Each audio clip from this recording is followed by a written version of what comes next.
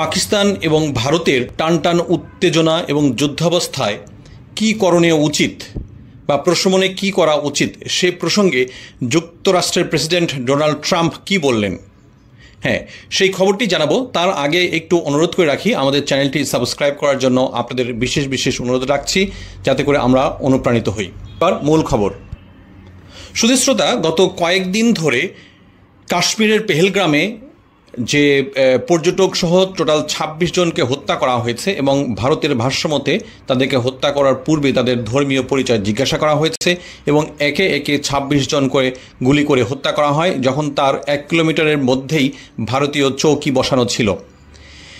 এই ঘটনাকে কেন্দ্র করে ভারত বরাবরই পাকিস্তানকে সন্দেহ করে আসছে এবং পাকিস্তানের বিরুদ্ধে ৫টি বিশেষ ব্যবস্থা তারা নিয়েছে। সেক্ষেত্রে ভিসা বাতিল, ভারত ত্যাগ নিষেধাজ্ঞা এবং সিন্ধু চুক্তি বাতিল সহ বেশ কয়েকটি গুরুত্বপূর্ণ পদক্ষেপ নিয়েছে পাকিস্তানের বিরুদ্ধে।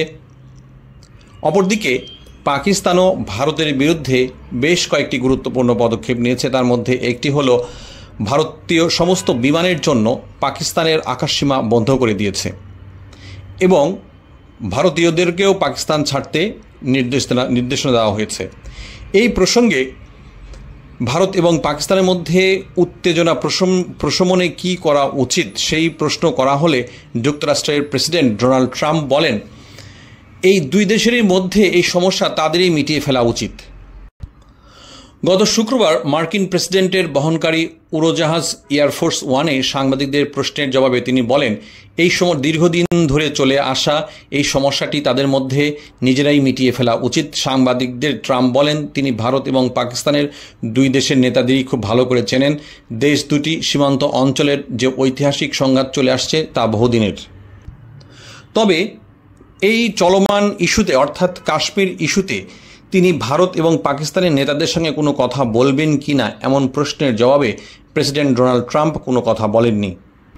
ট্রাম্প বলেন যে ভারত এবং পাকিস্তানের মধ্যে এই কাশ্মীর সীমান্ত নিয়ে বা সীমান্ত ইস্যু নিয়ে অনেক দিন ধরে একটা জটিলতা বা একটা উত্তেজনা বিরাজ করছে এবং তিনি তিনি দৃঢ়ভাবে আশা প্রকাশ করেন যে এই দুটি দেশ কোনো না কোনোভাবে এই ইস্যুটি মিটিয়ে ফেলবে। এদিকে এই হামলার দায় স্বীকার করেছে রেজিস্ট্যান্স ফ্রন্ট নামে TRF নামের একটি জঙ্গি গোষ্ঠী। এর পেছনে পাকিস্তান কলকাঠি নাড়ছে বলে নয়াদিল্লির দাবি। সুধী শ্রোতা, এই ধরনের নিউজ নিয়মিত পেতে আমাদের চ্যানেলটি এখনই সাবস্ক্রাইব করুন এবং আমাদেরকে অনুপ্রেরণা দিন। ধন্যবাদ।